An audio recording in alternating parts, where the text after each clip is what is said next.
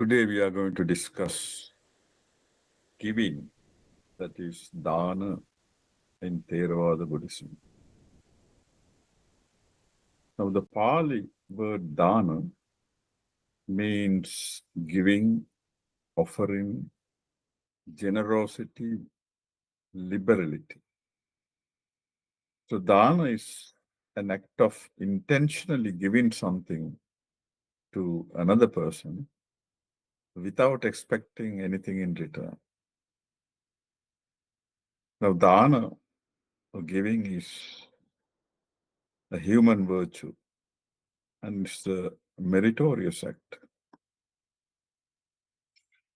Now, generosity, chaga, is one's internal disposition or a quality of mind that leads to an act of giving or dana. So one could say that generosity predisposes one to give, while giving can facilitate the development of the quality of generosity. In the Buddhist literature, chaga and dana are very often discussed interchangeably.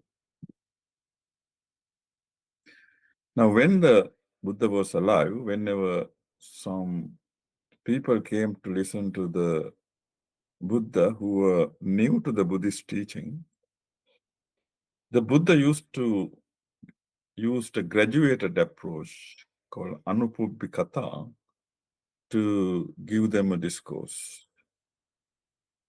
And the Buddha would usually start with describing the benefits of giving, dana kata, and then the importance of moral conduct, sila kata, then the benefits of those meritorial actions like rebirth in heaven, enjoying all the sensual pleasures, and then the dangers of sensual pleasures before describing the advantages of giving up sensual pleasures. And then Buddha would go on to discuss the deep theoretical aspects of the Buddha's teaching.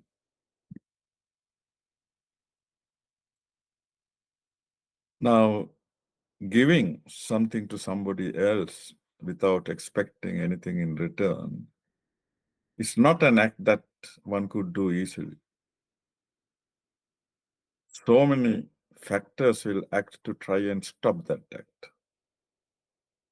So in Buddhism, an act of giving has been compared to fighting a war because there are various enemies such as greed, attachment, clinging, and all sort of other mental defilements that will try very hard to stop the act of giving. Buddha has described three root causes of all our unwholesome physical, verbal, and mental actions. And they are greed, lobha, ill will, dosa, and delusion, moha. So when one gives something to another person without expecting anything in return, that act of giving can defeat not only the root cause of greed, but to some extent, it can also defeat the other two roots of ill will and ignorance.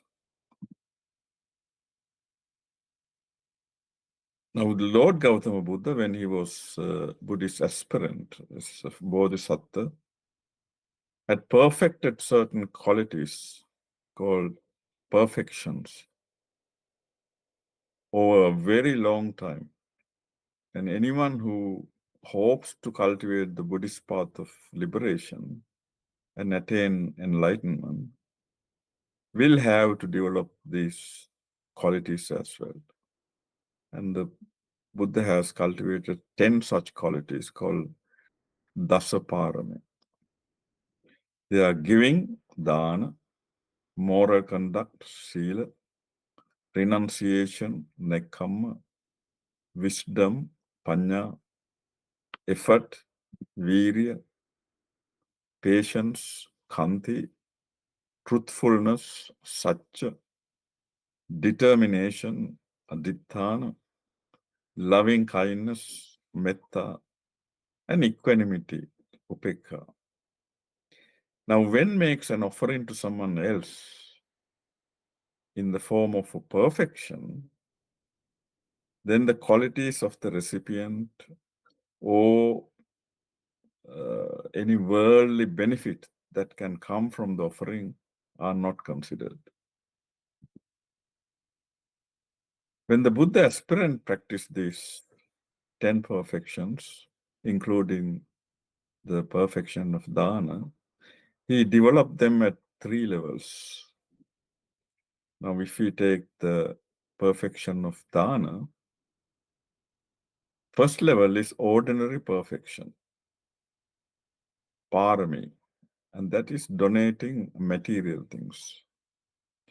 The second level is superior perfection, upaparami, and that is donating one's body parts. And the third level is supreme perfection, paramatta parami, and that is donating even one's life. In a discourse called Punnakiriya Vattu Sutta of the Anguttara Nikaya, that's the collection of the Buddha's numerical discourses, the Buddha described 3 bases of developing merit that will bring happiness in this life and future lives. And they are giving, dana, moral conduct, sila, and mental development or meditation, bhavana. In another discourse called Sankhita Dana Sutta, again of the Anguttara Nikaya, the Buddha has described 7 treasures or sources of spiritual wealth for the noble ones. And they are faith, saddha, moral conduct, sila, moral shame, hiri, moral fear, ottappa, learning the teaching, Buddha's teachings, sutta, generosity, chaga, and wisdom, panya. In another discourse called Vyaggapacca Sutta of the Anguttara Nikaya, a householder named Digajanu went to the Buddha and asked the Buddha to describe any essential conditions that will result in happiness and welfare for a householder in this life. And Buddha described 4 such accomplishments. Accomplishment of faith, saddha sampada, accomplishment of moral conduct, sila sampada, accomplishment of generosity, chaga sampada, and accomplishment of wisdom, panya sampada. In the same discourse, the Buddha described essential qualities of a spiritual friend. Now, a spiritual friend or kalyana mitta, according to Buddha's teaching, is an essential factor in one's spiritual journey towards liberation from suffering. And Buddha described 4 qualities of a spiritual friend. A spiritual friend develops faith, saddha, in the Buddha and the Buddha's teaching, and then encourage others also to develop faith.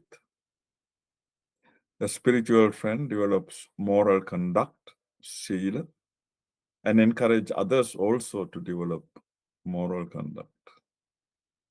A spiritual friend practices generosity by making offerings to others and encourage others also to develop the quality of generosity. A spiritual friend develops wisdom and encourage others also to develop wisdom. In another discourse called Dana Sutta, the Buddha described 6 factors that can help any offering to be able to bring innumerable and incalculable merit to the donor. And the 6 factors Buddha described are: the donor should be glad before giving. The donor's mind should be glad and clear at the time of giving. And the donor should be happy and gratified after the act of giving, whenever the donor remembers or reflects on that act. And the other 3 factors are to do with the receiver. The receiver of the offering should be free of passion or practicing to get rid of passion. The receiver should be free of aversion or practicing to get rid of aversion. The recipient should be free of delusion or practicing to get rid of delusion. So the person who has completely got rid of passion, aversion, and delusion obviously is an enlightened arahant. And those practicing to get rid of those 3 unwholesome roots are those who are on the path of liberation.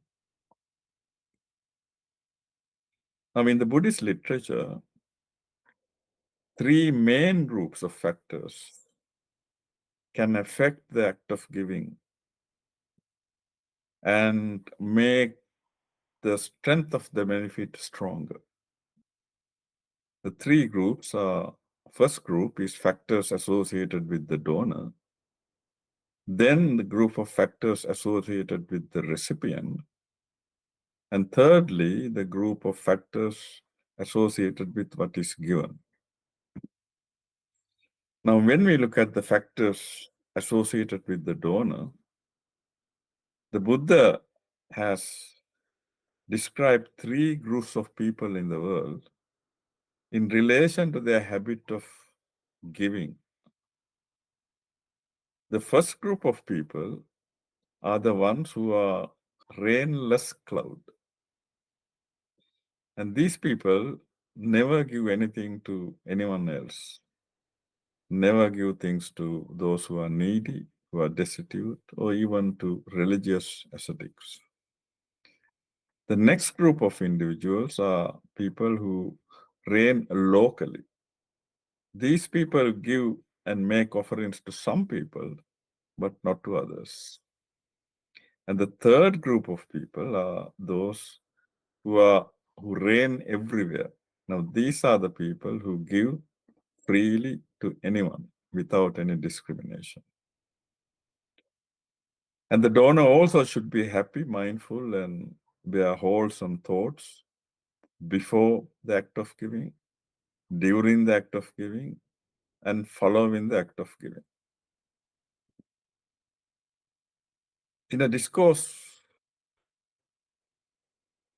called Asapurisa Dana Sutta of Anguttara Nikaya, Buddha has described 5 factors which make a particular act of giving a giving of no integrity.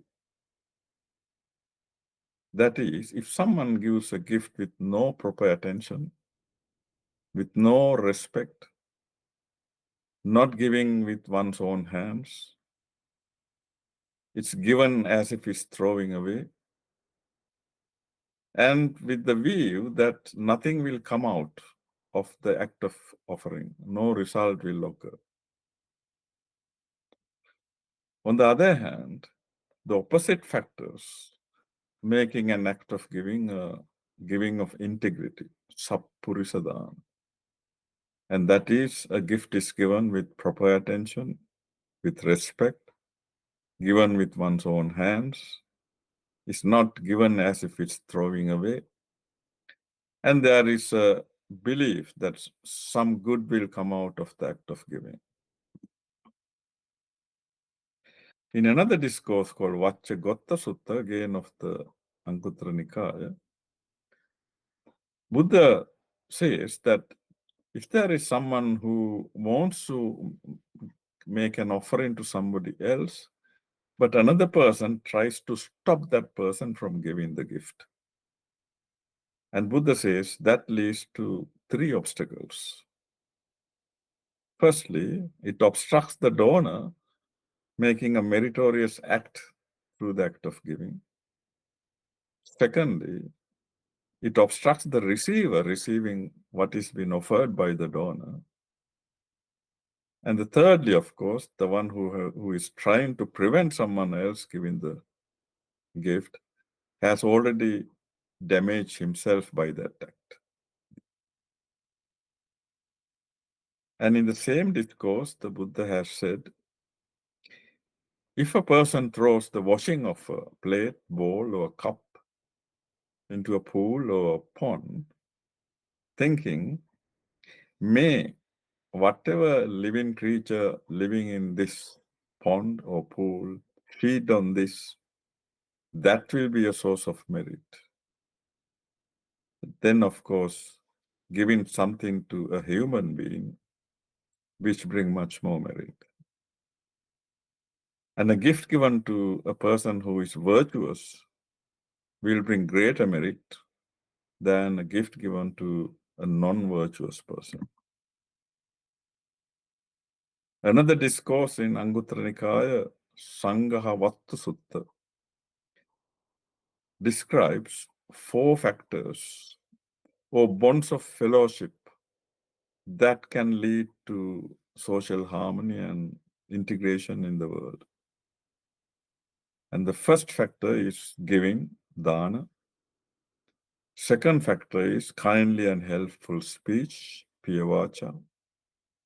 Helpful actions, attacharya. And to be humble, impartial, and fair, samanattata. Now, when a disciple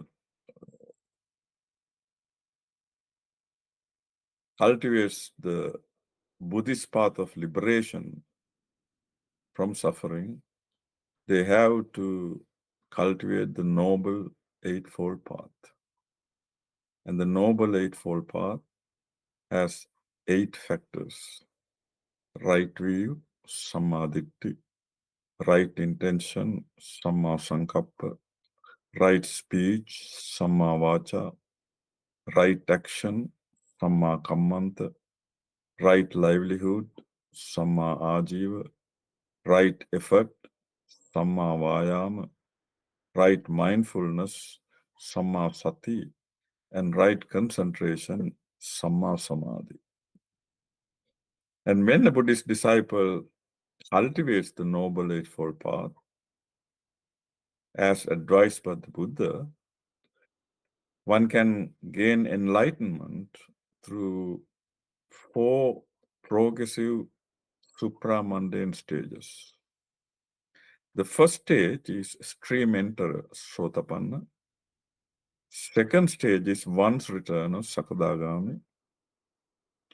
Third stage is non-returner Anagami. And the final stage is Arahant.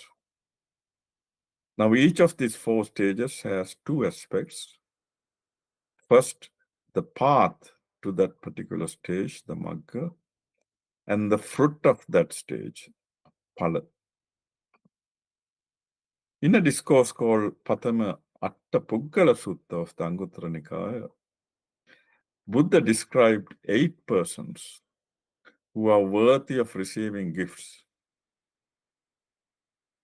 And those 8 people are one who has entered the path of stream entry, Sotapanna Magga, and one who is a Sotapanna, one who has entered the path to once returner, and one who is a once returner, one who has entered the path to non-returner, and one who is a non-returner, and one who has entered the path to arahanthood, and one who is an arahant.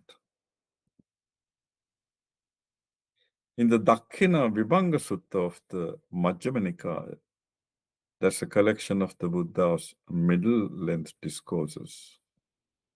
The Buddha described 14 grades of recipients, depending on their purity, which can affect the merits and the benefits that the owner can receive through an act of personal offering to that person. And the top of the list is a Samma Sambuddha, then a Pacheka Buddha or silent Buddha, then an enlightened Arahant, and then one who has entered the path to Arahanthood, a non-returner, one who has entered the path to non-returner, a once returner, one who has entered the path to once returner, a stream enterer, one who has entered the path to stream entry, and then any ascetic who has given up sensual desires and through meditation has developed concentration called jhana, deep mental absorptions. And then comes a virtuous layperson, a non-virtuous layperson, and finally an animal. Now, there are two types of offerings that can be made to the Buddhist monastics, the Buddhist monks and Buddhist nuns. Gift can be dedicated to the whole community of monks and nuns, and that's called Sangika Dana. Or gift can be given to an individual member of the community, and that's called a Puggala Dana. And of course, a Sangika Dana is more worthy than a Puggala Dana. And Buddha has described 7 levels of merit that one can make by making a Sangika Dana. The top of the list is making an offering to both Buddhist monks and nuns, headed by the Buddha. That's when the Buddha is alive. And next, offering to both Buddhist monks and nuns after the Buddha's passing away. Then making an offering to the community of Buddhist monks, offering to the community of Buddhist nuns, then offering to a group of Buddhist monks and nuns representing the order, offering to a group of Buddhist monks representing the order of monks, and finally, offering to a group of Buddhist nuns representing the order of nuns. Now, factors associated with what is given. Now, what is offered by a donor to a recipient in making an offering can generally be divided into 3 groups. Firstly, material gifts, and that's Amisadana. Secondly, gift of fearlessness or safety, and that's Abhedana. And gift of the teaching, the Buddha's doctrine, and that's Dhammadana. The material gifts given can be food, clothes, dwelling places, medicines, money, or even giving one's time, attention, or giving one's ear, providing care, sharing knowledge, skills, and providing labor. They are all material gifts. Now, when offering a material gift to someone else, if the quality of what is given is lower than the quality of what the donor consumes, and that is an offering of lesser strength, Hinadana.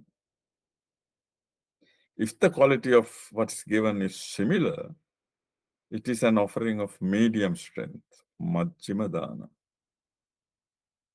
But if the quality of what is given is higher, then it is an offering of higher strength, Panitadana. Now, what is gift of fearlessness? That's Abhedana.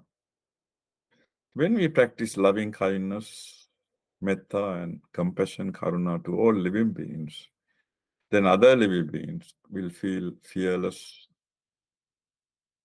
When we also observe the 5 precepts of morality, that is, to abstain from killing any living beings, to abstain from stealing, to abstain from sexual misconduct, to abstain from telling lies, and to abstain from alcohol and intoxicants, the others can feel fearless and safe. And obviously, saving animals destined to be killed can also be described as a form of abhedana. Now, gift of teaching, the Dhammadana. In the verse 354 of the Dhammapada, that's the collection of the Buddha's verses. Buddha has said, Sabbadhanam Dhammadanam Jinati. The gift of Dhamma excels all gifts. So one could do the gift of teaching by giving sermons and discourses on the Buddha's teaching. One can also organize teaching sessions, talks, and discussions. Or one can publish and distribute Buddha's teaching. One could participate in Buddhist discussions. And these are all forms of gifting of the teaching, Dhammadana. Now, in the Dakkhina Sutta, Buddha described 4 types of purity of the offerings. The first type is offering purified by the donor, but not by the recipients. Now, here the donor is virtuous, and the donor has faith in karma, the law of cause and effect. And what is being offered has been rightly and justly acquired. So the donor is virtuous, but the recipient is not virtuous. And the second type is where the offering purified by the recipient, but not by the donor. The donor doesn't have those positive qualities, but the recipient is a virtuous person. The third type is the offering neither purified by the donor nor by the recipient.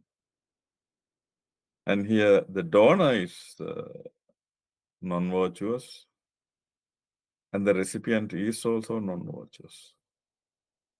And the fourth type is the offering purified by both the donor and the recipient. So here the donor has the positive qualities of being virtuous, having faith in the karma, and what is offered is rightly and justly acquired. And the recipient is also a virtuous person. So this type, of course, will bring the most results. And this is kind of similar to good seeds planted in good soil that are growing well and will produce the best results. In a discourse called Kala Dana Sutta of the Anguttara Nikaya, Buddha has given 5 situations of timely giving, and that is making offerings to guests, making offerings to those who are going away, making offerings to those who are sick and ill, making offerings during the time of a famine or food shortage, and making offerings with the first crops produced through cultivation. And in the discourse called Siha Sutta of the Anguttara Nikaya, the Buddha has described 5 benefits of giving. One who practices the habit of giving will enjoy the affection of many people. And people of integrity, noble people, will admire such a generous person. And a fine reputation also will spread about the person. And this person feels self-confident in an assembly of people. And of course, following death, one will be reborn in a heavenly world. In a discourse called Mahanama Sutta of the Anguttara Nikaya, Buddha has said, when someone recollects one's own virtue of generosity, unwholesome roots of passion, lobha, aversion, dosa, and delusion will be overcome. And that can lead to joy. Joy can lead to rapture. Rapture can lead to calmness of the body and the mind. And calmness of the body and the mind can enhance the development of concentration during meditation. And in the book called Itivuttaka, the Buddha has said, monks, if beings knew as I know the results of giving and sharing, they would not eat without having given it to anyone else. They would not allow the stain of meanness to obsess them. Even if it is their last mouthful, they will not eat it without sharing with someone else. But the Buddha said, monks as beings do not know, as I know, the result of giving and sharing. They eat without having given.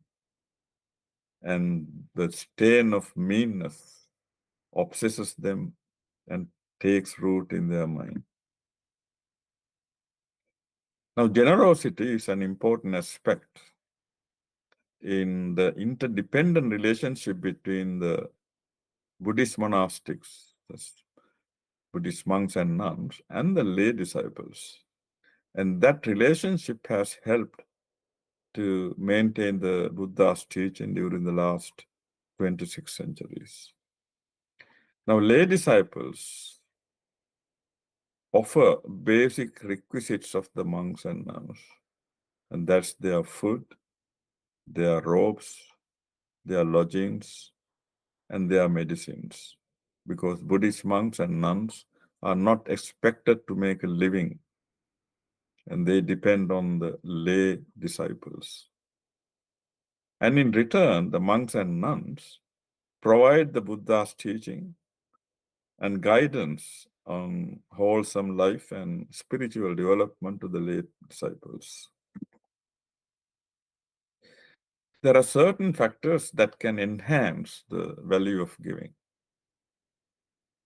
And as you have seen from what we have already discussed, the donor is of good moral conduct. The giving is associated with the happiness, mindfulness, and wholesome thoughts before, during, and following the act of giving. And the donor gives with an understanding of karma, the cause and effect. And what is given to the receiver is of good quality and has been earned, acquired rightly and justly. And it is given at an appropriate time. And what is being given will not cause any harm to the donor or the recipient. And the recipient is a virtuous person. And the donor is giving with the intention of letting go without expecting anything in return. So in Buddhist teaching, giving is a wholesome, meritorious act that can bring beneficial results in this life, in future life, and that can also act as an aid in our spiritual path of liberation from suffering. Thank you.